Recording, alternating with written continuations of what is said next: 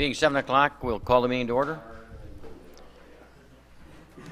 Roll call, please. Mayor Bospas. Here. Commissioner Baker. Here.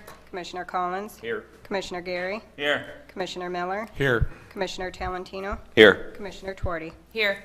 Okay, we're all here. Please stand and join us in the Pledge of Allegiance.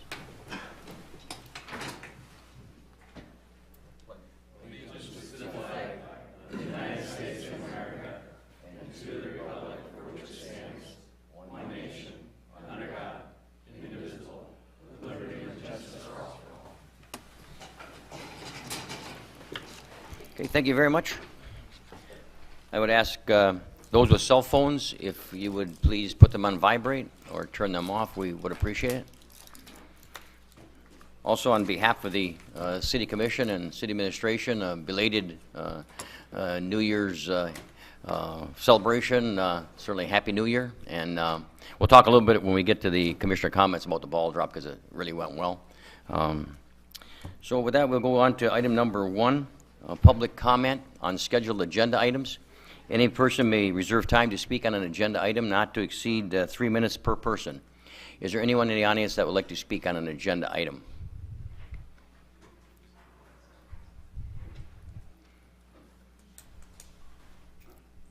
Okay, hearing none, we'll move on to item number 2, the consent agenda. Deputy City Manager.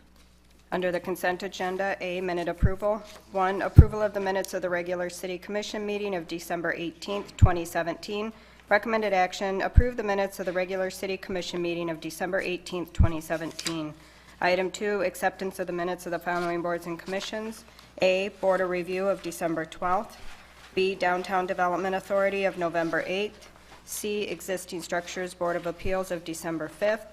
And D, Sault Ste. Marie Housing Commission of November 16th. Recommended action is to accept the minutes of the various boards and commissions. Item B, appointments and resignations. 1, resignation, reappointment, and appointment to the Tax Board of Review. Recommended action is to accept the resignation from Clayton McGahee from a term set to expire on January 1, 2018. Reappoint Jason McLeod for a 4-year term to expire in January 1, 2022, and appoint Josh Billington for a 4-year term to expire January 1, 2022. Item C, communications. 1, from Bureau of Indian Affairs. Notice of non-gaming land acquisition application. Recommended action, authorize City Administration to send a communication to the Department of Interior Bureau of Indian Affairs expressing support for the application made by the Sioux Tribe to place the referenced property into trust. Item D, special orders of business. 1, set first public hearing for special assessment of sidewalk on the I-75 Business Spur, SW-01-18. Recommended action is to approve the first resolution for public improvement, scheduling a public hearing of necessity for 7 p.m. on Monday, February 5th, 2018, for the sidewalk construction project on the I-75 Business Spur, SW-01-18. Item E, City Manager's Report. 1, authorization to submit a State of Michigan Help America Vote Act HAVA grant agreement. Recommended action is to authorize the City Clerk to execute the State of Michigan Department of State Help America Vote Act HAVA grant agreement for voting systems, hardware, firmware, and software at no cost to the City of Sault Ste. Marie. Item 2 under City Manager's Report is the City of Sault Ste. Marie Personnel Policy Handbook Amendments. Recommended action is to approve a first reading of the City of Sault Ste. Marie Personnel Policy Handbook as presented. Item 3, authorization to sell an approximate 410.4 square foot portion of the city-owned parcel 051-144-187-00 to Philip Wilcox for $100. Recommended action is to authorize the sale of the property described in the attached survey to Mr. Philip Wilcox for the amount of $100. Okay, thank you. Is there a commissioner that would like something further explained on the consent agenda? Commissioner Twardy. I so move that we approve the consent agenda. Support. It's been moved and supported. Are there any questions? Roll call, please. Mayor Boskus? Yes. Commissioner Baker? Yes. Commissioner Collins? Yes. Commissioner Gary? Yes. Commissioner Miller? Yes. Commissioner Talentino? Yes. Commissioner Tuorty? Yes. Motion carried. Thank you.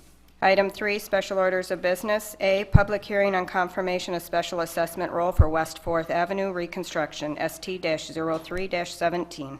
Okay, thank you. City Manager Turner. Thank you, Mayor. On this matter, I've requested that City Engineer Basista present to the City Commission.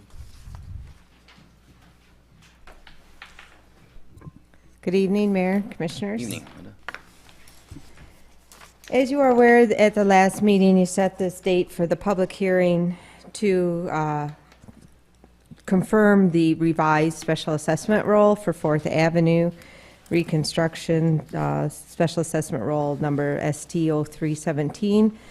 The original special assessment roll was confirmed back in August, and it was confirmed with a 6% interest rate on annual payment installments. Since that time, City Commission had requested that we develop a policy changing the interest rate to where it would be 1% above prime rate at time of the roll hearing. And so instead of a 6% interest rate, this special assessment, because at the time, the prime rate is 4.5%. So the special assessment rate for this revised roll would be 5.5%. Additionally, when the special assessment was based also partially on drive approaches as part of the project. There were 6 driveways that actually got constructed smaller than the original estimate. And so therefore, when the measurements were taken to after construction, we decided to put in here a reduction in the special assessment for those 6 properties that had a smaller drive approach. Therefore, they're not being assessed for more of a drive approach than they received. So tonight, we just ask you to conduct the public hearing on the special assessment roll, setting the revised roll, and then adopting the resolution. Okay, thank you. City Manager, anything in addition? Nothing further. Thank you, Mayor. Okay, and at this time, we'll conduct a public hearing on the amended special assessment roll project ST-03-17. Is there anyone in the audience that'd like to comment on the special assessment roll? Okay, hearing none, we'll close the special assessment. Commissioner Tuorty, this is your item, I believe. Yeah. I'll move that we adopt a resolution confirming the amended special assessment roll ST-03-17. Support. It's been moved, supported. Are there any questions? Roll call, please. Commissioner Baker? Yes. Commissioner Collins? Yes. Commissioner Gary? Yes. Commissioner Miller? Yes. Commissioner Talentino? Yes. Commissioner Tuorty? Yes. Mayor Boskus? Yes. Motion carried. Thank you. Item B under special orders of business is a first reading of an ordinance to amend Chapter 12, Article 1 and 3, Division 1, 2, 3, and 4 by amending various sections and adding new subsections, bringing the fire ordinance in line with the International Fire Code. Okay, thank you. City Manager Turner. Thank you, Mayor. On this matter, I've requested that Fire Chief Labani present to the City Commission. Okay.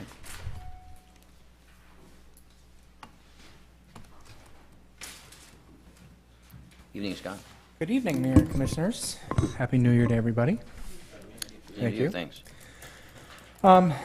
As far back as 1957, the fire department's been operating under various codes and ordinances.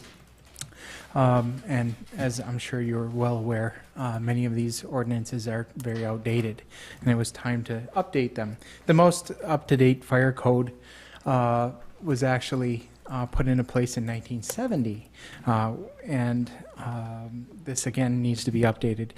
This isn't a really large issue because our building department actually operates under the International Fire Code.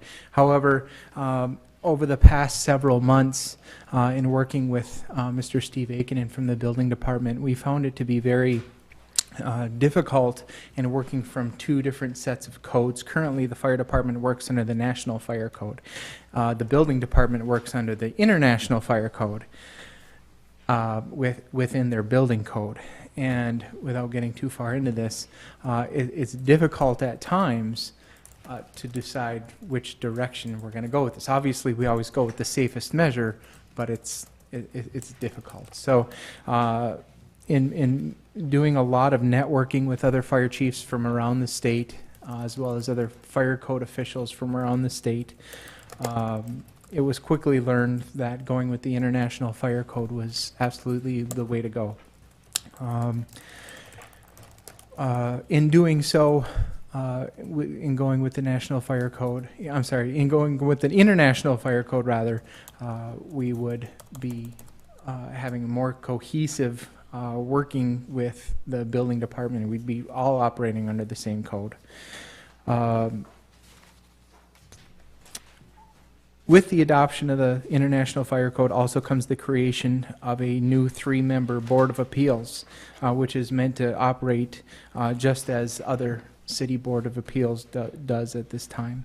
Aside from the Fire Code Ordinance amendment, the updated ordinance also spells out its enforcement as well as other items, including the department's mission statement, language pertaining to the installation of underground storage tanks, the licensing and permitting of gasoline stations, as well as many other things. And there were some things that were also deleted in there, just very, very outdated language. So I'm just asking for the first reading of the amended Fire Prevention and Control Ordinance. Okay, thank you. Questions? City Manager, have any additional comments? Thank you for that presentation, Chief. I would just emphasize that the congruency with the building code that this adoption would provide would help to increase predictability within the development process. Correct. And as the community works to achieve redevelopment-ready community status, I would view that as a benefit to the city and business owners. Is it when it mentions the 3-member Board of Appeals, are those staff members? What is that board that we're talking? That would be just like the existing Structures Board of Appeals or the Zoning Board of Appeals. So we create another 3-member board? Correct. It's your ordinance? Okay, Yes. is that correct? That's correct, Mayor. Okay, thank you. Would the person making the motion, would they read all of these numerical items in the motion, or can they slow it down? I believe that as it's written right now, they would be able to make a motion based on the city manager's recommendation. Okay, thank you. Just wanted to let the commission know that. Let's go to Commissioner Talentino. So move, we introduce the first reading of the ordinance per the city commissioners. Second. Okay, it's been moved and supported. Are there any questions? Thank you. Roll call, please. Commissioner Collins? Yes. Commissioner Gary? Yes. Commissioner Miller? Yes. Commissioner Talentino? Yes. Commissioner Tuorty? Yes. Mayor Bosbis? Yes. Commissioner Baker? Yes. Motion carried. Thank you. Item 4, communications. A is from the Ordinance Evaluation Committee, review of Chapters 6, 9, and 14. Okay, thank you. City Manager. Thank you, Mayor. As commissioners are aware, the City Commission took action at its February 20th, 2017 regular meeting to formally adopt the goal of creating a committee that includes members of the business community and community partners as appropriate to reevaluate every city ordinance that is at least 50 years old. Following the resignation of former City Commissioner Jay Gage, the Commission took action at its July 17th, 2017 regular meeting to appoint City Commissioner Collins to serve on this committee. As noted previously, the goal of this committee is to review the codified ordinances of the city on a chapter-by-chapter basis in an effort to review existing ordinances, repeal unnecessary ordinances, and ensure that efficiencies are continuing to be maximized in municipal operations. As additionally indicated previously, in fulfilling this mission, it is likely that there have been instances in which the committee will also likely need to review ordinances that have been enacted for less than 50 years. The committee has convened on August 30th, October 30th, and November 27th of 2017. As a result of these meetings, the committee has comprehensively reviewed Chapter 6, Chapter 9, and Chapter 14 of the city's codified ordinances pertaining to amusements, businesses and business regulation, and licenses and permits. Based on a review of these chapters, the committee is initially proposing that feedback from the public be sought on following changes, including the elimination of Section 6-16, which prohibits entities from using drawn shades, blinds, and other types of elements, eliminating Section 6-17, requiring certain hours of operation for bowling alleys, eliminating Section 6-18, which restricts business hours of billiard and pool rooms, eliminating Section 6-19, which prohibits gambling, as that provision is duplicative and already regulated under state law, eliminating Sections 6-26, 6-27, and 6-28, which further regulate places open to the public for bowling or playing pool or billiards, eliminating Sections 6-61 and 6-62, as well as 6-70 through 76, which regulate carnivals, circuses, and other similar exhibitions. As it was determined, these functions can be regulated administratively, and extending these administrative management functions to transitory shows and exhibitions. Further eliminating Section 9-1 pertaining to fire sales, bankruptcy sales, and the like, as it was determined these regulations are unnecessary. Eliminating sections regulating the loitering of minors at junk dealer sites and the hours of operations. Retaining Article 3 of Chapter 9 in its entirety, as well as Article 4 and Article 5 of Chapter 9, all relating to peddlers, solicitors, canvassers, and transient and itinerant merchants. And eliminating Article 6 and 7 of Chapter 9 relating to the dealers of used automobile parts and auctioneers, retaining Article 8 of Chapter 9 relating to pawnbrokers in its entirety, eliminating Article 9 of Chapter 9 relating to massage parlors, as it was determined these are already regulated under state law, eliminating Article 10 of Chapter 9 relating to the filming of movies, as it was determined these regulations are unnecessary and may be counterintuitive to stated purposes, and retaining the entirety of Chapter 14 relating to licenses and permits, as this chapter serves as a foundation for a number of other provisions throughout the Code of Ordinances. Further, the committee would recommend that in order to ensure public input in this process is maximized and to engage the city's business community and partners, that a 30-day period of time be established to receive public input about these possible changes. Finally, it should be noted that the committee is currently planning to undertake a comprehensive review of Chapter 15 relating to minors, Chapter 16 relating to miscellaneous offenses and provisions, and Chapter 17 relating to mobile homes during this month of January 2018. Accordingly, it would be the recommendation that the City Commission invite public input and feedback on the presented changes to Chapters 6, 9, and 14 of the codified ordinances for a period of 30 days and return this matter to the City Commission at a future meeting. Thank you, Mayor and Commission. Okay, thank you very much. Commissioner Collins, being the liaison, I'll let you begin. So I'll make a motion to approve the city manager's recommendation. Second. It's been moved and supported. Are there any questions? Roll call, please. Commissioner Gary, Yes. Commissioner Miller, Yes. Commissioner Talentino, Yes. Commissioner Tuarty, Yes. Mayor Bospas. Yes. Commissioner Baker, Yes. Commissioner Collins. Yes. Motion carried. Thank you.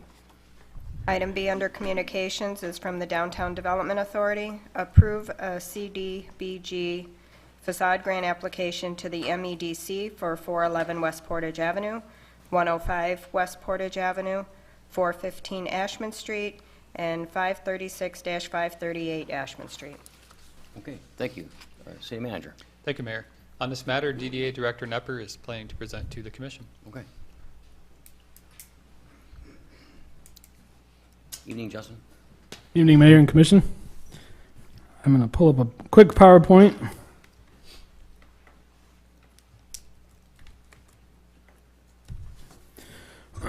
I've been working about 6 or 8 months now on a new round of facade grants. We completed our first round of facade grants through the Community Development Block Grant Program. It's funds from the Federal Housing and Urban Development Agency that's administered through the State of Michigan's Economic Development Corporation. And we received a 75% match in our first round from the state of Michigan Economic Development Corporation back in 2014, and those projects were completed by the end of 2016. A lot of you guys know about those, Island Books and Crafts and the Historical Society, number of other buildings. And so we kind of finally got those projects closed out. We've been working on a new round, and the state adjusted their matching dollars. It's 50% match now, and there's a lot of instability going on right now with the program as a whole due to, on the federal level, tax cuts, things like that might be affecting future rounds. So we're trying to hustle and get these properties in place. We've identified 4 properties where property owners have their match available. The total project is about $800,000 we're looking at, so it's even bigger financially than our last round. Major work going on, a lot of masonry work, window and glass repairs, storefronts, cornices, paint, so on and so forth. And you can see on this map kind of scattered throughout downtown. And I will go through quickly each building. This is the first one. This is owned by the McClellan family.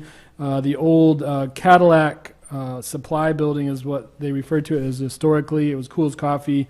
Most recently, you can kind of see the historic photo in the center, and then the proposed rendering, which would put large glass storefronts back, and the goal would be to have actually 3 retail storefronts available for rent with a center storefront as well. Right now there's huge demand for retail space on West Portage, so this building should fill up, and we're trying to get it usable. That property it needs a brand new roof, major work done to the interior as well. This building is the Alpha Bar. It's very historic building. You can see it in the center is the original photo from late 1800s. Current photo is to the left side of my left. And then the proposed rendering shows very tall new glass storefronts, new glass windows in the upper portion, repairs to the cornice, and there will be also repairs to the rear of the building. And of course, the owners recently redid the sidewall, so it's kind of finishing all the sides of the building. This building, the Arfstrom Pharmacy building, very historic building, even though very kind of surprising that it is. It's built, from what I can tell, out of wood frame with a stucco finish on the upper portions, missing a lot of detail. But you can see we'll be peeling off that shingle mansard. There's 3 windows from an old apartment that are inside that.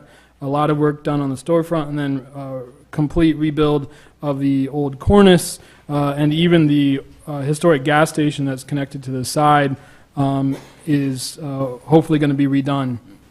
So that corner will really tie in with the Park Place City Center, which is currently completely rehabbed, the Hub building, which is right next door, and some of the other historic buildings in that block. And then this is the last one. This is the what we call the Co-ed Flowers building. Currently it's actually 2 buildings, but it's 1 parcel. You can see a 2-story building that's Crooked Music. Used to be Rose Shoe Store in that picture, and then actually the Sioux Co-op Grocery Store was originally in the in the Co-ed Flowers building. And so we'll be putting back a lot of the features that were lost, especially on the storefront on this building.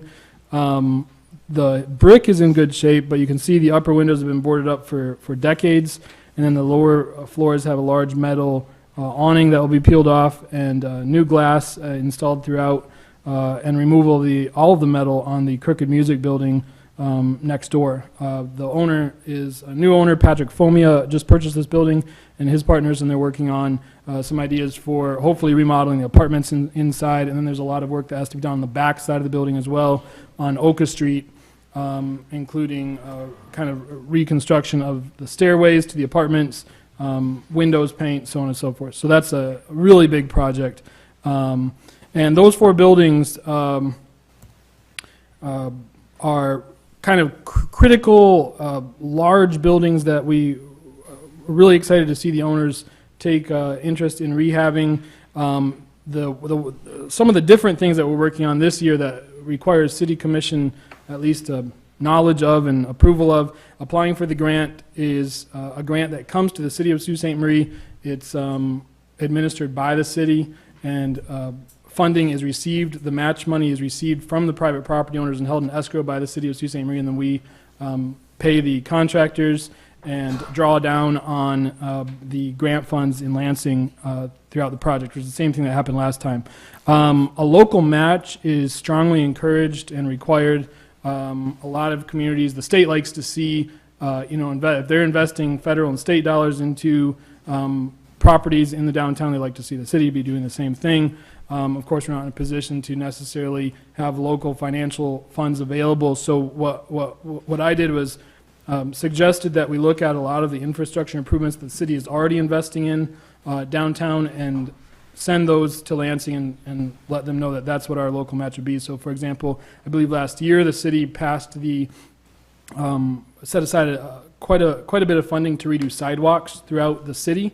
A lot of them are in the downtown. We're doing 50% matches for sidewalk repairs, and we did some of them this past summer. A lot more to go along Ashman and Portage, and a lot of the broken sidewalks are in front of these buildings that are being rehabbed. So that was one version of a local match that we were looking at. The other is something the DDA board and the city have been working on for years, which is Oka Street. And with the investment into the building at 536, 538 Ashman, where Co-ed Flowers and Crooked Music is, we really, on the DDA level, really want to expedite the process of getting that street rehabbed and repaired. It's in terrible shape, but we're also in a financial position that makes it pretty difficult. We have some funding that the city and the DDA have set aside in capital funds that we've been holding on to, waiting for a grant to match our work in that alley. I'm hoping to work with the city on at least doing a little bit of work, patching work, so on and so forth. We've done some in the last couple of years in the alley as we continue to prioritize rebuilding that entire area. So that's something that there's not necessarily a number that's associated, but just kind of a understanding that we're prioritizing it as a project to allow for better access to those apartments and to the, of course, Community Action Agency and all the other buildings along that strip. Then the third one that the state was really excited about was the DDA launched a program, a local property improvement program a few years ago, where we are approaching local businesses, banks, and other institutions and asking for discounts and special offers for property owners that are doing exterior work. So, for example, we have 2 local paint companies that are offering large discounts on exterior paint. We have local bank that's offering a 1.5% discount on their commercial rate, and a few other businesses that are looking at things like that. So I'm trying to come up with creative ways to really get the price as fair and as affordable as possible for people to fix up their buildings. Commissioner Collins? Yeah, the commitment to make the improvements to Oka Street, what do you anticipate the cost to the city would be in that? Our city engineer has numbers that she worked up a few years ago. We applied for a grant we didn't receive at the time, but we still have all of the numbers in place. I believe it's around $750,000 to $850,000 to do kind of our overall vision. We have about $200,000 set aside, and the vision would include rebuilding Oka Street itself, burying the electrical, redoing all of the pavement in the area, adding green space, curbs, making it easier for people to drive and kind of navigate in and through and around the parking garage. So we're about $500,000 or $600,000 short, and it's been ranked the top goal of the DDA board for the last 6 or 8 years. We've been continuing to try to figure out how to fund that, but we just wanted, in the application, I just made the state aware that that's something that we've been prioritizing highly that will hopefully happen someday in the near future. But by putting it in the application, does it obligate us to doing it? No, we received an email back from Jen Tucker, our contact for the Michigan Economic Development Corporation. She said, no, correct me if I'm wrong, Oliver, but I believe no numbers were required per se in the application. They're just grateful to hear that we have it on our priority list. Thank you. So I'm hoping, I'm sorry, one other thing, we received verbal agreement from the State of Michigan Economic Development Corporation saying that they're interested in the project. We had a conference call with the 4 property owners and a number of people in Lansing, I think right before Christmas, and so they are currently ready to send a letter of interest that would kind of put a hold on the funding in Lansing based on us going forward with the grant. Thank you, Justin. The city manager, you have additional information? Thank you, Mayor. To that communication with Ms. Tucker that was referenced verbatim, it indicated that seeing a general plan on this would be helpful and maybe some expected cost, but we do not necessarily need a hard commitment on total project cost. It might be nice to add a minimum expected public investment, Okay. just referencing more of the concept than a hard dollar commitment. Just a couple of things, too. There are 2 recommendations, and in discussion with the city attorney, those would take 2 separate motions. And also, I'd like to ask the city attorney, because of my involvement with the McClellan family, I'm employed by them at this point. Am I able to speak on the projects at all, or should I abstain? You should abstain from both discussion and voting. Okay, thank you. Commissioner Tuardi. Thank you. Well, at first I wanted to start off with a comment. I just wanted to thank Justin for his continuous hard work and dedication to the downtown area. And as we continue to get these property owners who are willing to work on their buildings and improve them, it's going to help us citywide as a whole. And for all the small business owners, we definitely appreciate your hard work. Also, with that being said, I would like to make a motion if that's possible. Certainly. I would move that the City Commission approve an official application to the MEDC for facade grants for 411 West Portage Avenue, 105 West Portage Avenue, 415 Ashman Street, and 536 to 538 Ashman Street. Second. It's been moved and supported. Are there any questions? Would also like to also mention that Commissioner Tuardi has a rental in a different building of the McClellan family owns. Would that preclude her from making a motion or any of that? No, it would not. Okay. Thank you. Roll call, please. Commissioner Miller, Yes. Commissioner Talentino, Yes. Commissioner Tuardi, Yes. Commissioner Baker, Yes. Commissioner Collins, Yes. Commissioner Gary. Yes. Motion carried. Commissioner Tuardi. I further move that the City Commission also commit to prioritizing improvements to Oka Street and to continue to offer 50% matching funds for sidewalk repairs in downtown Sault Ste. Marie. Second. It's been moved and supported. Are there any questions? Roll call, please. Commissioner Talentino, Yes. Commissioner Tuardi, Yes. Commissioner Baker, Yes. Commissioner Collins, Yes. Commissioner Gary, Yes. Commissioner Miller. Yes. Motion carried. Thank you. Item C under Communications is from Isha Nato, discussion on quality and building code enforcement related matters. Okay, thank you. Mr. Otto was in the audience. If you come up, thank you. If you'd like to identify yourself for the record, we'd appreciate it. My name is Sean Otto, Ishan Otto. I own hotels in Sault Ste. Marie, Michigan. Ishan, if you could talk into them. Sure. What I'm here for the Quality Inn Hotel, okay?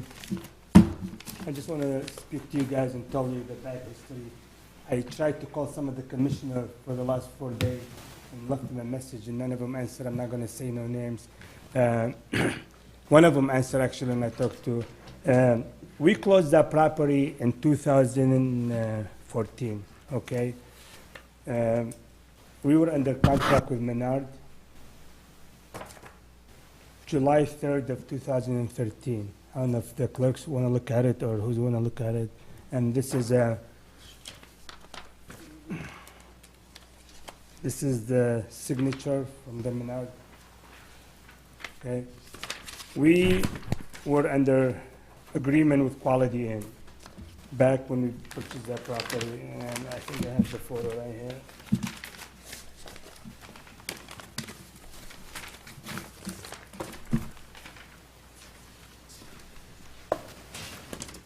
That's the property where we were. I don't know if you want to pass that. The place was fully renovated. We spent over $1.5 million on the property. We had a franchise agreement with Quality Inn. We paid $30,000 for the franchise agreement. It was a 5-year agreement, subject to if we have an end user, the agreement will terminate for the first 3 years, because we were negotiating with Menard at the time to put a Menard there. When Menard came in and we did the negotiation, at the time was Spencer Niebel as the city manager. And at the same time, I was talking to Lynn Anderson from Meyer for 5 years. Okay, I worked with SIDA Group. Back there was Northwood Line and Survey, and Mr. Niebel was part of this whole conversation with Meyer. When we did that back then, we were trying to fit Meyer and Menard on the quality side. We worked out a deal with the city attorney and the city manager back there, where we're trying to fit both of them. I have an email. I will bring him to the city manager tomorrow morning.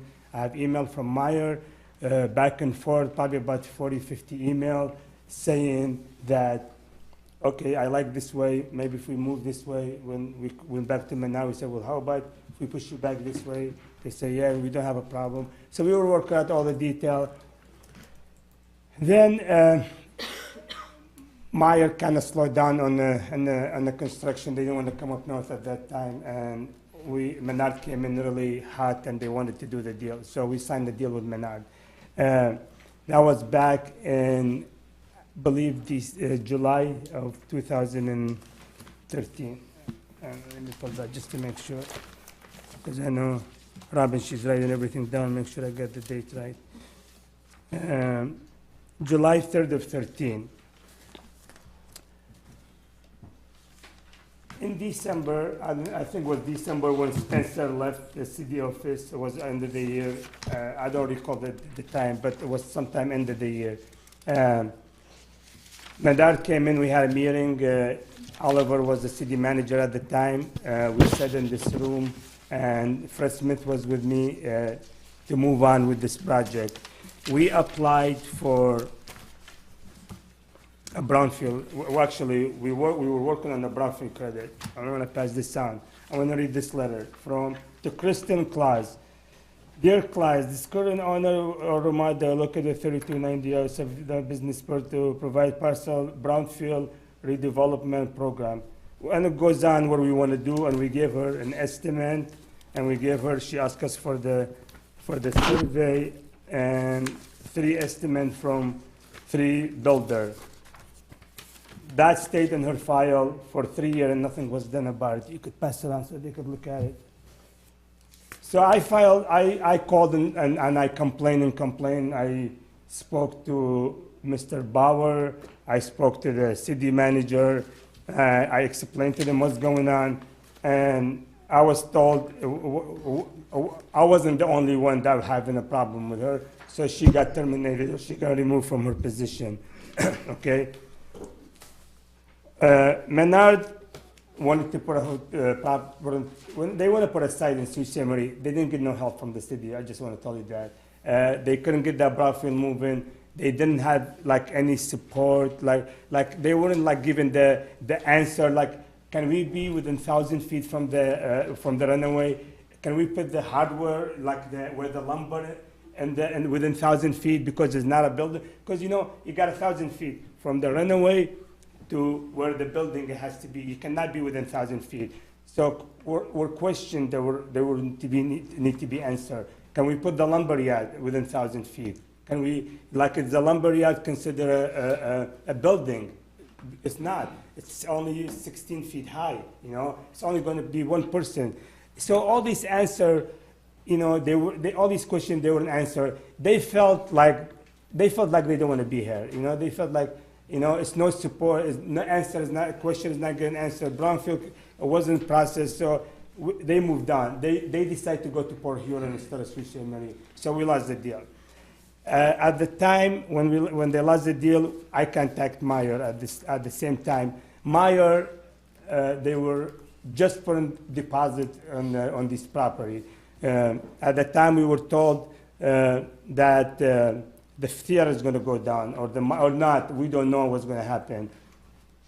I talked to Robin, and I got the number from somebody that I know for the guy that in charge of the Meyer, not from the city, but somebody else. So I called that person, and I said, well, where are you guys at with this? Because Menard's pulling out, and he said, well, we just put a deposit, we send a purchase agreement, we did some work and stuff, and I said, well, what's the chances on coming to the quality inside, He's like, well, we all said right now, well, if we get something else. Well, at this time, Lynn Anderson from Meyer was gone. It was a new guy, okay? So we left her alone at the time, and I asked the city manager several occasions, and I think I asked Steve, the city attorney, if we could set up a meeting with Menard and go talk to them and maybe trying to convince him. And Tony Bas, the mayor, he says, absolutely, I have no problem. You tell me the time and the date, I will be with you guys. I offered to pay for the trip. They say, no, we can't do that. We have to pay for it. I said, well, we got to get something done because the building is destroyed. When I shut the property down, I had an occupancy permit from the city. It was completely done. Actually, I closed it for 6 months before that, before it was quality. I went to open it. They say, oh, you lost your grandfather in after 6 months. Now you have to redo everything. So they made me put everything they want me to put. Okay, so I did it. I opened it as a quality. We opened the place up and we closed it. Before it was quality, we closed it. It was a hometown inn. We had 37 windows destroyed. R&R, Rich, from R&R, across the street from the city hall. He fixed 38 windows. I didn't break the window. People broke the window. I made 3 arrests myself. The police department never got back with me and told me what happened to these people. I got a call 2 o'clock in the morning. A guy jumped through one of the window, and he had 30 glasses, whipped cream glass. I don't know what they do with him, but he had drugs and whipped cream and all kind of stuff.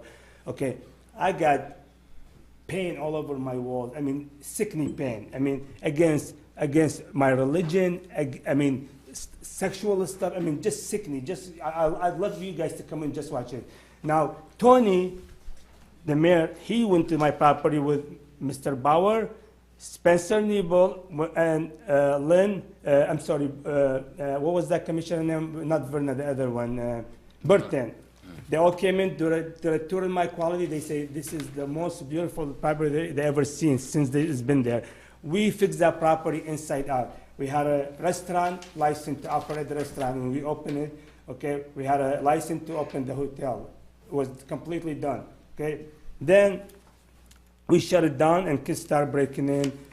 They stole fridges, they stole furniture, they stole computer. They destroyed everything in the hotel for the last 3 years, okay? And these 3 years, I keep asking, what can we do to bring Menard back on the table, Now, let me tell you what we did. And let me give you some background what we did. I came in 1998 in this town. We bought the Basin Comfort Inn, okay? We developed Applebee's, okay? We developed Super Walmart. Me and my partner, Tom Moyle, I'm sure everybody knows Tom Moyle. We done the medical center. We done the rehab center, okay? We brought Walgreen at the time. I was doing the work where the police officer came into the Rite Aid. I was taking some picture for all they wanted like picture of all the franchises. They said take a picture of all the franchise like Kmart, Rite Aid, whatever. So I started taking picture. Well, you know what? I went to develop it at the Rite Aid. The police came in, they wanted to arrest me. Why are you taking picture all over town, okay? And I asked the officer to bring my picture back. He refused to bring it back. Okay, he said, you go to the police station and grab him yourself. I didn't know Tony at the time. I called Spencer Nebel, and I called Tony. Tony showed up with the chief of police. I don't remember what was his name, the one he retired. And they apologized, and they say, we're really sorry. Didn't mean to happen. I said, well, why the police has to take my picture, okay, and take him to the police station and ask me, why am I taking picture all over town? I'm a developer. Why do I have to get a question? Isn't it this like for tourists? They could go around and take picture, okay? One time we went to buy phones for our phone store from Big Lot, okay? We got questioned. Border Patrol showed up. Why are you buying cell phone from Big Lot? All these incidents that happened in the past, it makes you feel like you don't want to do nothing in this town anymore. Okay, other development we done the liquor store, we done the Family Dollar, I got a copy of all the taxes that we paid. I think it's over $1 million, I think. Every year we pay for the city, and I do not see any appreciation. I'm sorry, Tony, you're the only one helping me all the time, but I do not see any appreciation. I do not see any support. Every time I turn around, I talk to people, they say, we're not doing nothing in Sault Ste. Marie because we don't get support. We don't, no, everything is so hard. I mean, it took me 2 months for like a 2 point for the Family Dollar handicap. Oh, it's 2 point lower than whatever it's supposed to be. I get called from Mr. Brown, your dumpster lid, it's in the middle of the road. Somebody complained about it. You have to put your dumpster inside, okay? This place has 52 police reports, over 24 arrests, and not even one time they told me what happened to the people they got arrested. Did they get charged? Okay? I started the Family Dollar project in Sault Ste. Marie, okay? My building disappeared, okay? John Luckner stole my building, okay? For 4 days we were looking for the building. Me and the sheriff and the state police, because the city couldn't get involved because it was in the township. And I know where the building was, but nobody would help me. Finally, we called Mr. Luckner to the store and we asked him why he did that. He says, you have to sign the loan for half of the quality because it's under his son's name. We bought it partner, me and his son. You have to sign a paper saying he's not responsible for the loan, okay, for half of the property, okay? We called the police. Police showed up, and my nephew was there, Justin Ciro and Nathan Ciro, and Cody. Where is Cody? Cody was there. He says, "You sign this paper, or I'm not going to bring your stuff back." This is how this is the type of town. This is how people does it in this town. I say, I'm not. So you have to sign. You're responsible for $250,000 loan.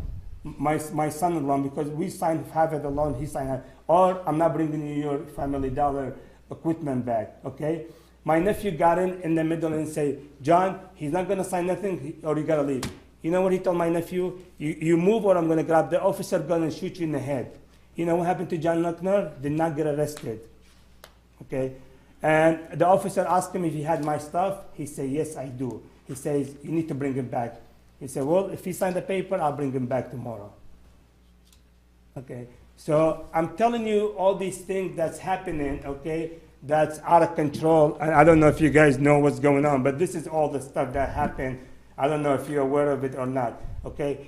And all these things that we've done for this town, I mean, I don't want to, probably I forgot a million other things. I mean, from the Northern Hospitality, we moved them, relocated them, we did the Goodwill project there, then the Jimmy John, we just started down there. I mean, all these development, I mean, I'd like to know, since what we did in this town, all these development, what happened, what else happened beside Meyer, okay, in this town? Nothing, okay? Nothing happening, okay? This town, now we got Kmart closed down, got half of the Cascade Crossing closed down, and if we're not gonna help each other, and if we're not gonna shop for people to come in and occupy this building, this town is not going to go nowhere. I just want to let you know that. And for me to tell me thank you, I get Mr. Brown. He goes and get a search warrant. Supposedly that he sent me a bunch of letters that I never respond. He got my cell phone. He calls me all the time. Never called me say, I want to go look at the quality. They went on a surprise. They walked in. The place is destroyed. I know it's destroyed. We call 2 weeks before that day, they went in, we called the police. They tried to burn the place. No investigation was taken place. They tried to burn it was fire on the wall. They didn't take no fingerprint. They didn't know who did it. We don't know who did it. So I'm just telling this business owner in this town, do not close your store in the winter because it's going to get destroyed, okay? And we tried to put camera system. We had a $66,000 electric bill. I mean, we can't afford to have camera and pay $66,000 in the winter just to keep the cameras up, you know? We have to heat the building. We can't just leave one thing on. It doesn't work. Okay? Thank you, Sean. Okay. Thank you for your comments. We all know, I think, the development that you've done in the community, but that the quality in it is the issue at this point, so thank you. Yeah, I appreciate it. Thank you. City Manager. Thank you, Mayor. If it pleases the commission at this point, Ordinance Enforcement Officer Brown is here to cover the background material on the quality.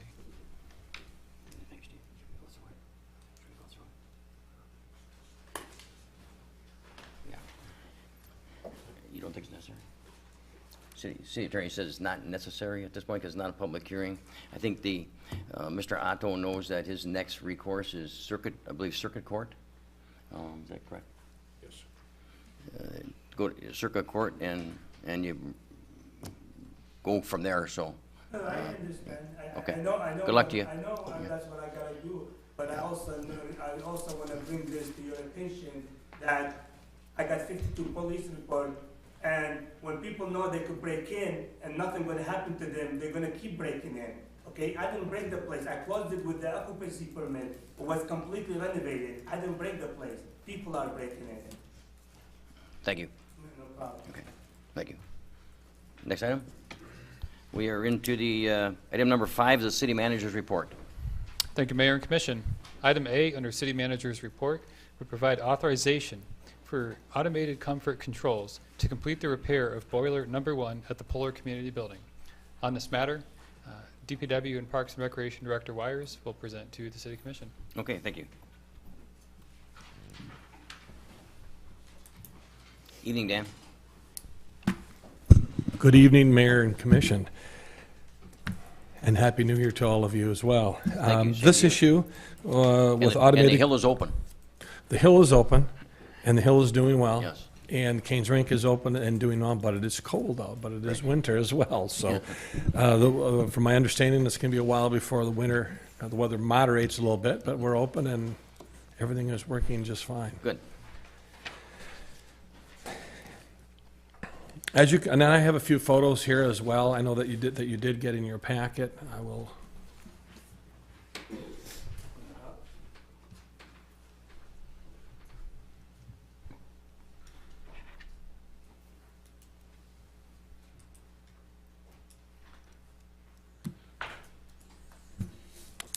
For the community to see as well. This issue goes back to 2016, and we had an inspection from our state of Michigan boiler inspector, and what had happened is we had a violation, and it was determined that this boiler would need to be repaired.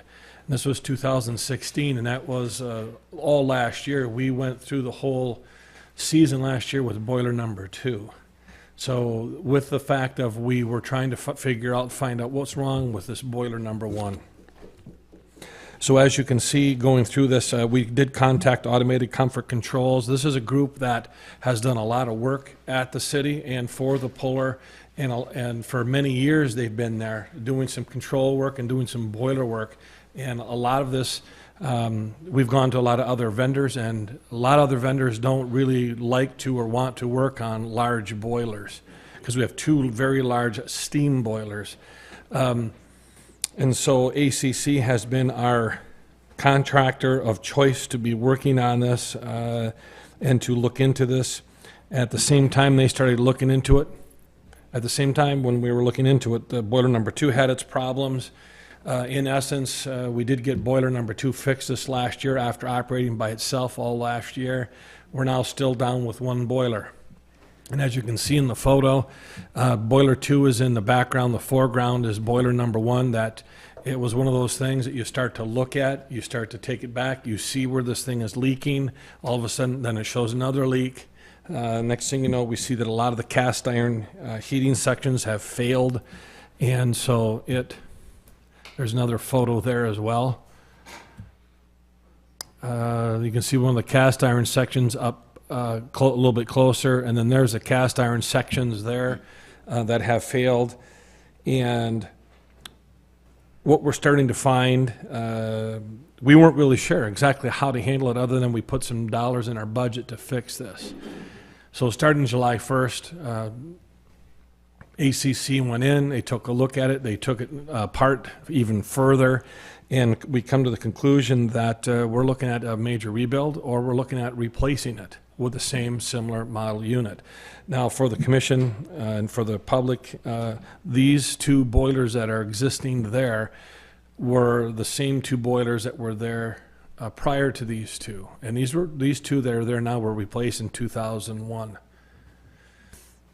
So what do we do? Do we look to rebuild it? Do we look to put another one that's brand new in for $31,000, or one rebuild for $18,000?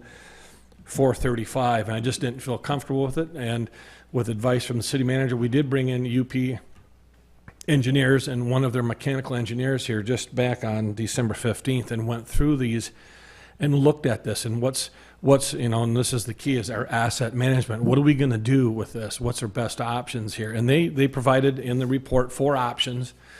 Do nothing and just operate with one boiler, but it's rebuilt, and these are on their last legs. But what the bigger key and takeaway here is that our existing steam distribution and condensate piping is original. And that's where it's kind of like the heart of the problem. It's not necessarily the boiler itself, it's all the steam traps, which we did replace. It's all the old steam pipe, and the steam is very inefficient. UP engineers looked at it and going, you just don't see these anymore. Not only are they difficult to maintain, they're difficult to have anybody even work on them. Corrosion sludge within the piping system has created failure to the boiler components and reducing efficiency.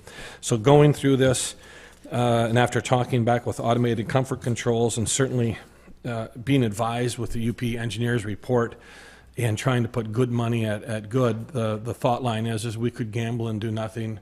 It is my recommendation that we look to repair boiler number 1, bring it up to regulatory compliance for $18,000 up to $18,435, and get that operating again. We still have 1 boiler that's working that was rebuilt this spring.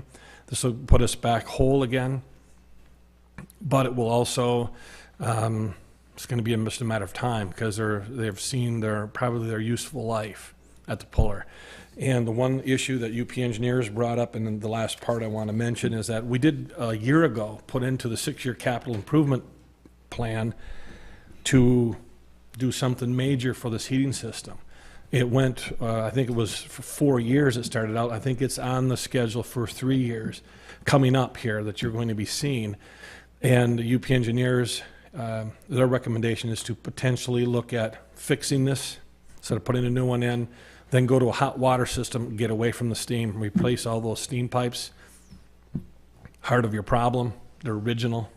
So these are some of the things that we're facing. So you can see some of the photos. You can see in the background of this last photo, in the background is the one that's got the lights on. That is boiler number 2 that's up and working, and it's working just fine. These cold days, it's keeping up. It's not hot in the puller, but it's keeping up. It's keeping the building and the facility operating. But it's the boiler number 1, and so it's been a year and a half, but at least we're not throwing good money at bad. So my recommendation to the commission is to repair this and work towards a solution, a longer-term solution of putting a hot water system in that would reduce the steam. You'd have new piping. You'd have maybe a bank of 4, 5, or 6 smaller units that if one goes down, you can get it fixed. More local competition can look at these. ACC's been wonderful, and anybody who's been able to work on it, but at the same time give us a little bit more options and look for something more towards the future. But in the meantime, we do have a boiler that's down. Sorry for the long message, but at least it's something that's out there. And it would be my recommendation that potentially when the commission looks at 6-year CIP, that maybe that project could be pushed Thank you. sooner than later. But City Manager, anything additional? Thank you, Mayor. I appreciate that presentation by Director Wires. One of the other elements that was discussed in the long-term asset management plan and was provided by UP engineers and architects is that making the conversion from steam to hot water would be projected to result in approximately 40% savings annually on those gas utility costs. Okay, thank you. Any questions of Mr. Wires?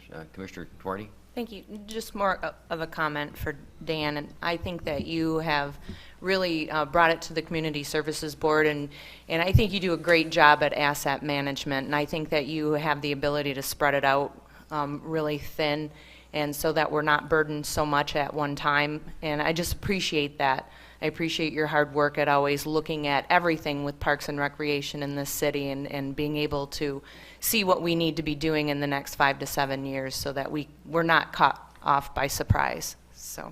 Well, thank you, Commissioner, and I will say thank you to Linda Basista. She's here, And the 6-year CIP, the hatching of that idea and that whole project really throws this thing right into this. And certainly as projects come, I mean, they could be 6 years out, could be moved to 4 or 5, whatever it might be. But it puts some of these longer range things and some more expensive type things out there, so that at least this is what we're looking at. So Right. the boilers have been useful. I appreciate the nice comments, and we certainly want to try to be proactive than reactive on this. Absolutely. Anyone else? Commissioner Gary.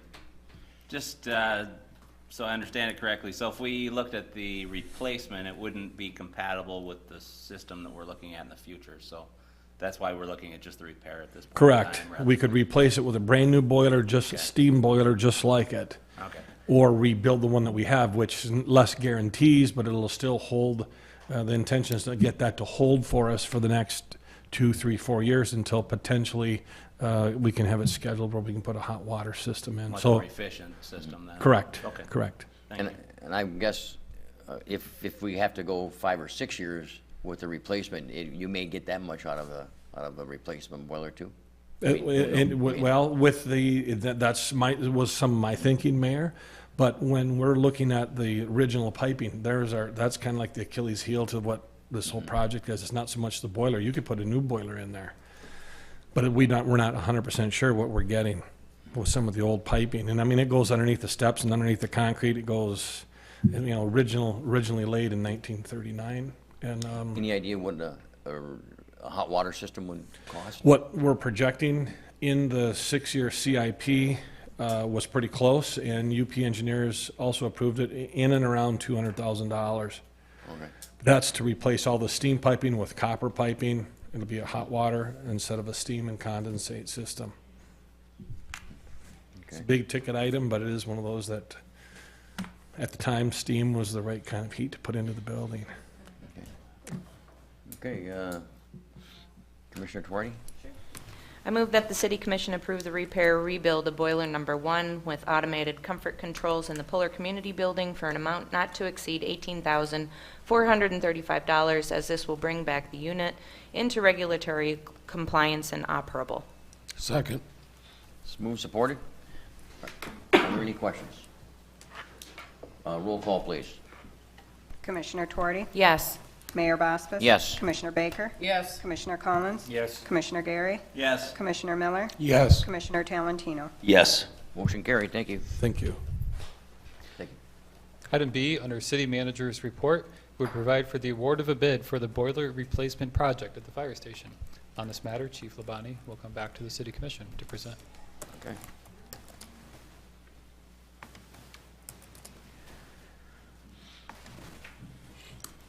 Anything again, Scott? Hello again. How ironic that we're having the temperatures we have and we're talking about so many Yeah. boiler projects.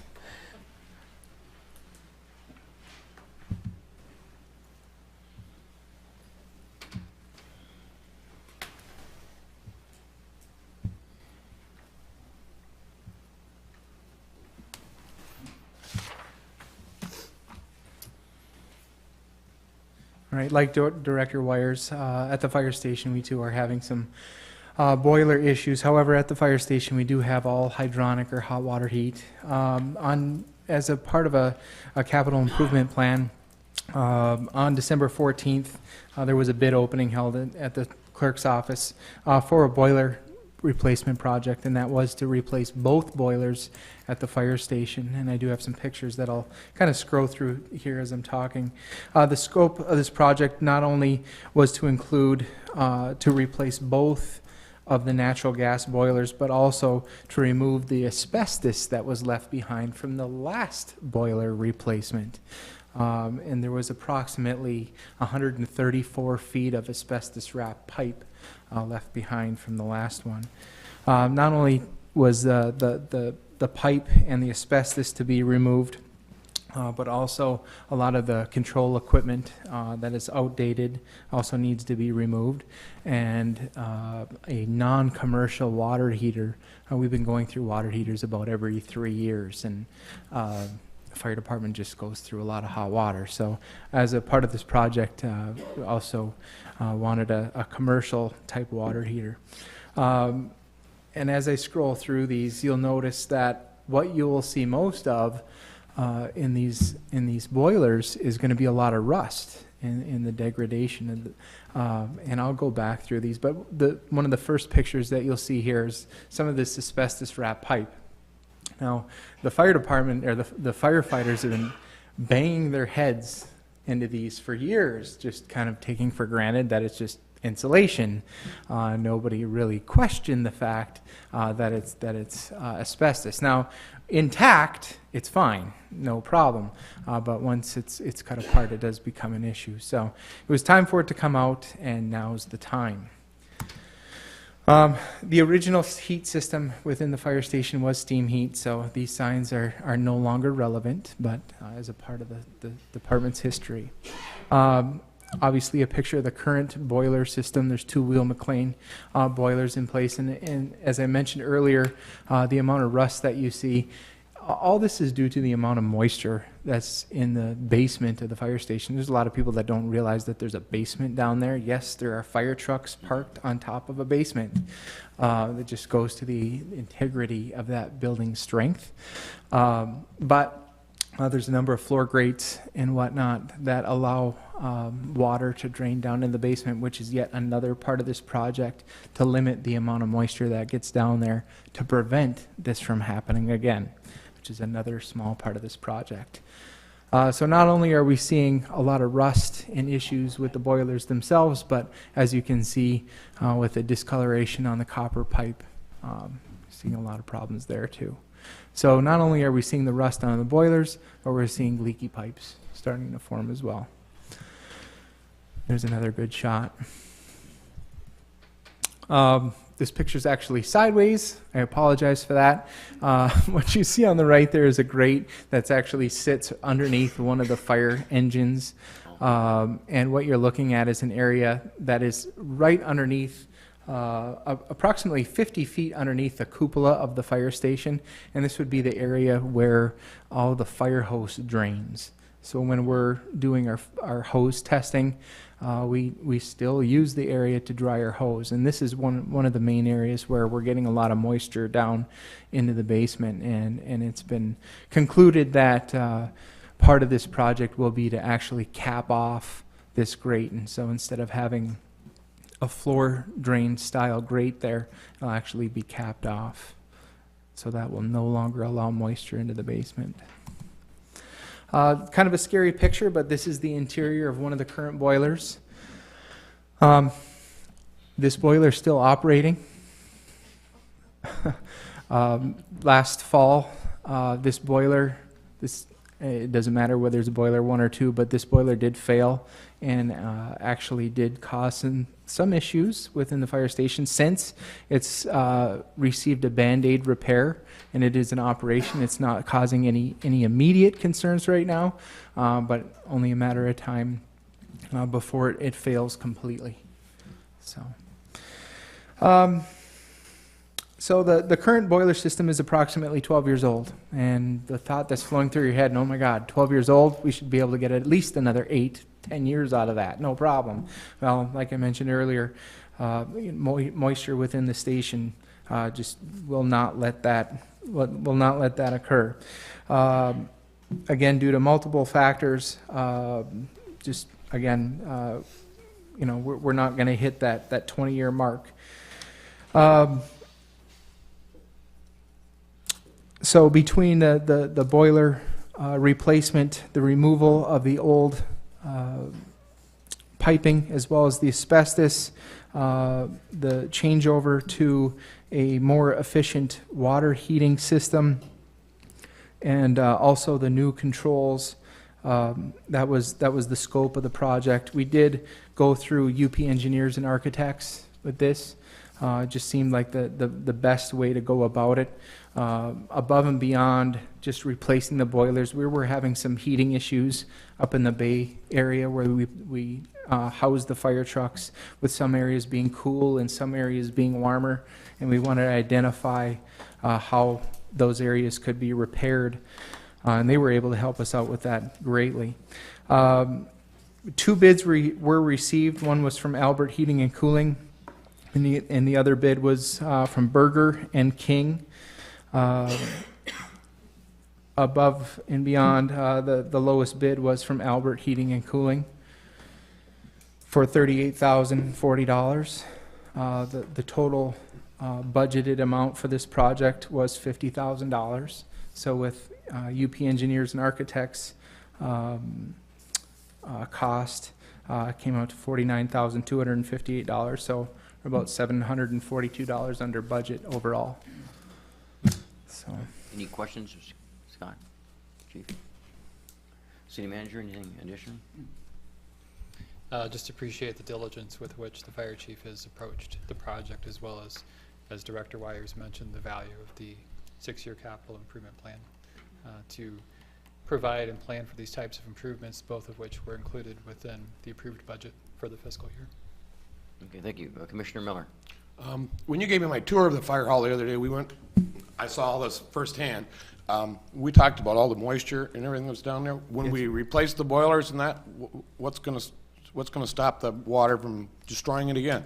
Well, it's going to be in 2 phases. The first one is going to be capping it, that one drain in the floor underneath the fire engine. We're going to take out the grate and replace that with one solid steel plate. That should fix the moisture problem? That will take care of about 70% of it.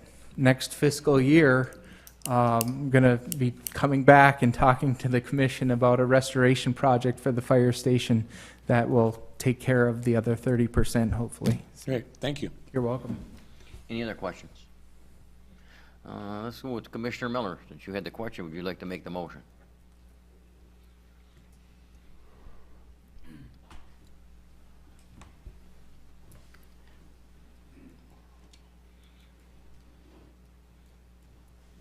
I'll read off yours then.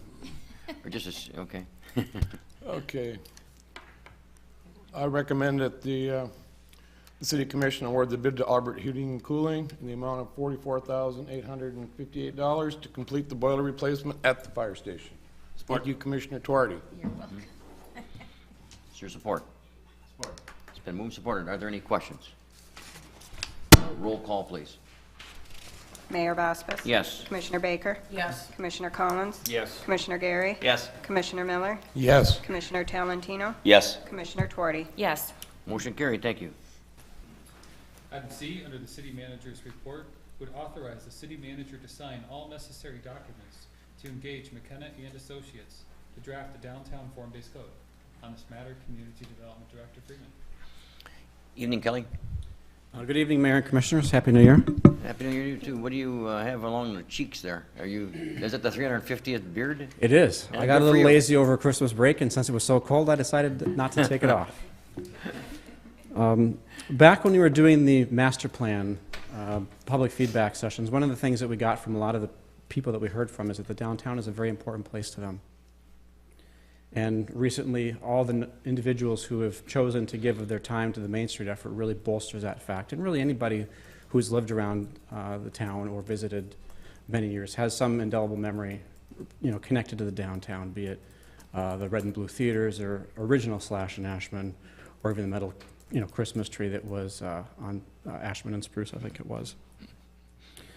And all those things point to the fact that the downtown has a character that's worth preserving.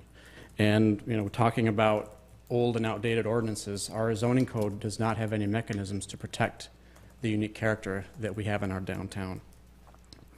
And a number of our peer communities, Marquette, Traverse City, Petoskey, among them, have chosen to implement a form-based code in their downtown to protect the integrity of that area. And of course, we have a lot more history than any of those communities do. Additionally, the redevelopment ready community staff, as well as the Main Street staff, have recommended that we go this route. It's a highly suggested path from them. So our current zoning ordinance is use-based. Separation uses. You have your residential districts, you have your commercial districts, and you have your industrial districts. Incompatible uses are separated. Doesn't concern itself with the building necessarily, just more or less what's happening in it. A form-based code takes the opposite approach and really focuses on how the building addresses its surroundings. Where is it in relation to the sidewalk? Where's the parking? How much parking is there? What kind of materials is the building constructed out of? How tall is it? You know, that kind of a thing. Right now, we've been lucky because a lot of the people who have done, you know, restorations of their buildings downtown have done the right thing, but we're completely reliant on that, you know, continuing to happen in the future under the current scheme of codes.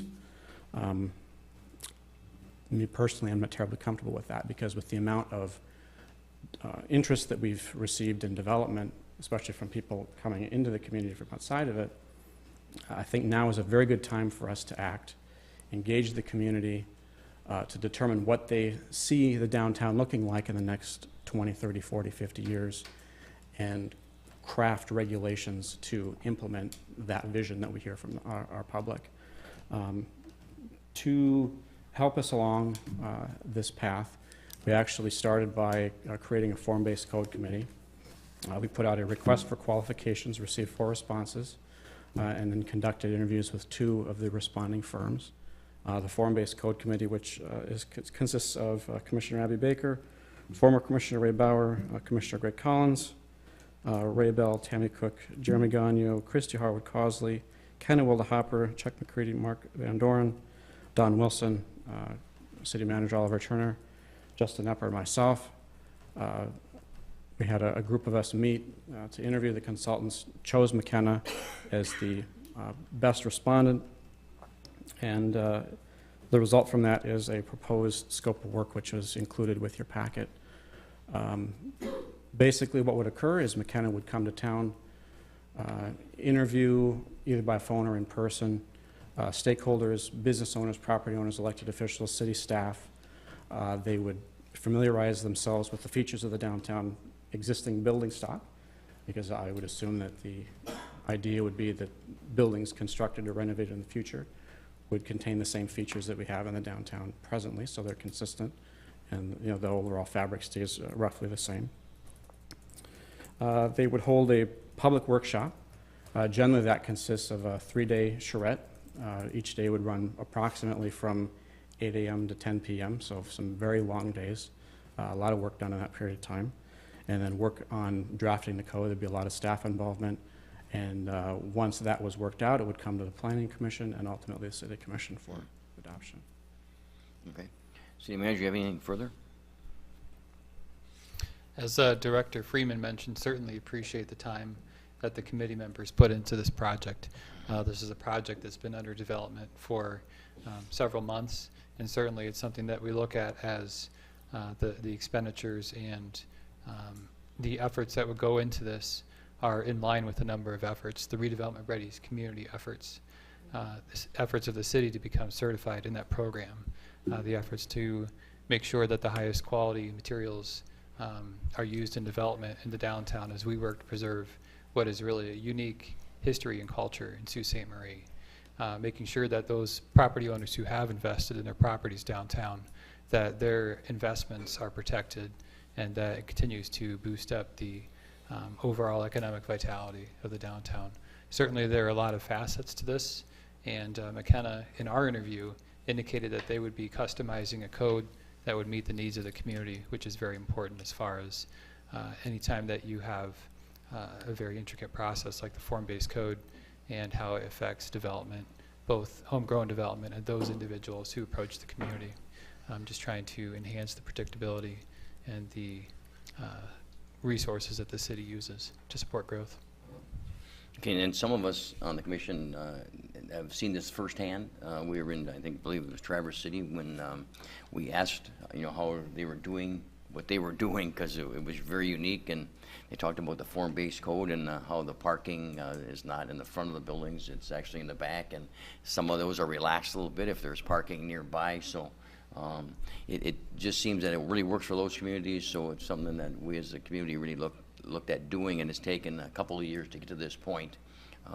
So we do appreciate the efforts, and we'll let Commissioner Baker be the first, but I think Mr. Freeman still has some information you want to share. Sure, I just wanted to point out that a lot of times developers actually prefer a form-based code because it produces a result that the community prefers. That's how the whole thing is designed. So, one of the worst things to do as a developer is subject your project to the court of public opinion, and this is a fantastic way to bypass any problems related to that. Okay, thank you. Commissioner Baker. Recommend that the City Commission authorize the city manager to work with McKenna and Associates to establish a mutual agreeable scope of service and sign all documentation necessary, provided that the overall cost not exceed the budgeted amount of $50,000. Support. It's been moved, supported. Are there any questions? Roll call, please. Commissioner Thank you. Baker? Yes. Commissioner Collins? Yes. Commissioner Gary? Yes. Commissioner Miller? No. Commissioner Talentino? Yes. Commissioner Tuarty? Yes. Mayor Bospas? Yes. Motion carried. Thank you. That concludes the city manager's report. Thank you, Mayor and Commission. Okay, thank you. Item number 6, matters presented by the public. Is there anyone in the audience like to make a comment at this time? Okay. Sure. If you'd like to introduce yourself for the record, we'd appreciate it. My name's John Lechner. Sean, I'm the John Lechner that Sean Otto was just talking about. And he's right. He's right. He said the police don't arrest people. Well, they arrested me 3 times since I've been out of prison. I went to prison because of lies. I went to prison for 51 months because of lies. A guy right here in Sault Ste. Marie, Bruce Wagner, he testified that me and Mark, my son, were flying our private plane between Cuba and Canada. He believes we're in the cocaine business.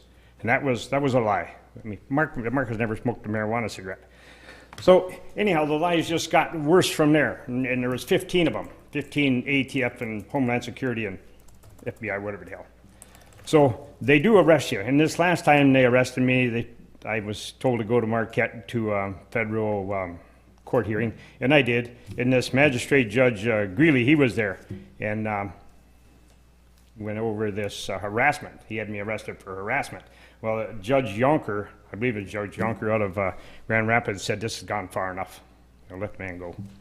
So they do arrest you, and I believe all 3 times this tour was the one that did the investigation, did try to do the arresting, but it didn't work out too well for her. Thank God.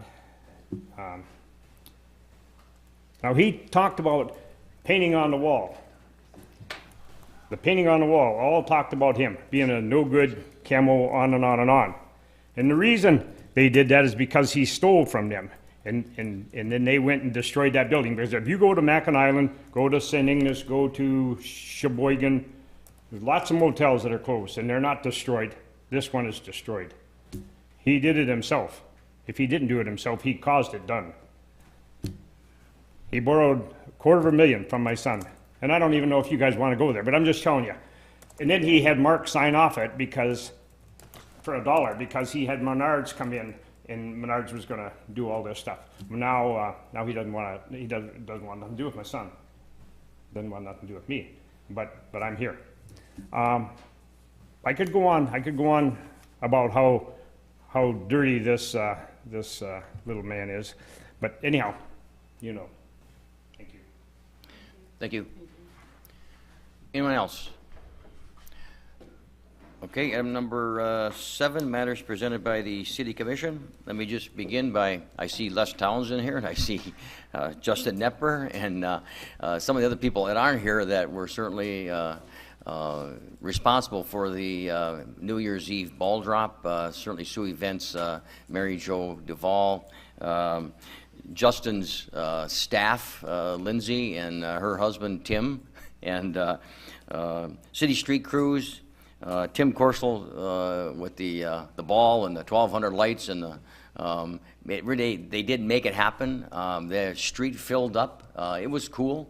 I know a number of us were there, and it was a rather cool night, but at the same point, it was just a really exhilarating night to see something that we've been talking about for a lot of years actually came to fruition because of a number of people stepped up and made it happen. And for that, the City Commission certainly and the citizens of Sault Ste. Marie are very appreciative of their efforts. The start of hopefully many ball drops or puck drops or whatever we can do, and it seems to me it'll only get better from this point on. I know Les and his wife Kelly have been really involved in the downtown area and the use of the corner of the property. It's a great location. the street, just that whole intersection was closed thanks to the city crews, and I mean, all of a sudden there were 500 to 600 people, or maybe more, because I certainly didn't count them, but I was in the crowd trying to get to the front, and it's pretty difficult. And then I thought I videoed it, but I had gloves on, and I got 2 seconds, and it looked like I saw some people's feet, and that was it. But I know it's on Facebook. I love Sault Ste. Marie, and also SaultStMarie.com, I believe, if you want to see it. And I know Linda Hoth, I should mention also that they counted down and tied it into the New York at New York time at a square, what the heck it is, really New York City, and it really went off really well for the first time, and a lot of people were having a great time, and certainly again appreciative of the folks that made that happen.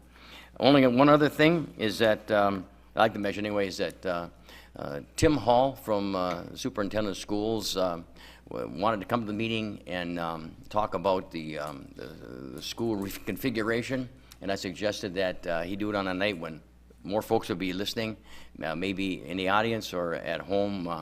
I see he's talked to the city manager. He'd like to do it during the public comment time. I'd like to have him see and do it as a regular item on the agenda. I think it's an important topic in the community, and I think the more transparent they can be, school board and the superintendent talking about the situation with parents, I think certainly is important to this community. So I would encourage him to come to the commission and be a regular agenda item on the commission agenda here. Next meeting or the meeting after, but I know things are winding down, and spring will be here before we know it, and there should be a lot of discussion on that. Other than that, commissioners, anyone? Hearing none, let's go to Commissioner Gary. I move that we adjourn this meeting. Support. It's been moved, supported. All those in favor signify by saying aye. Aye. Opposed, same sign. We are adjourned. Thank you very much.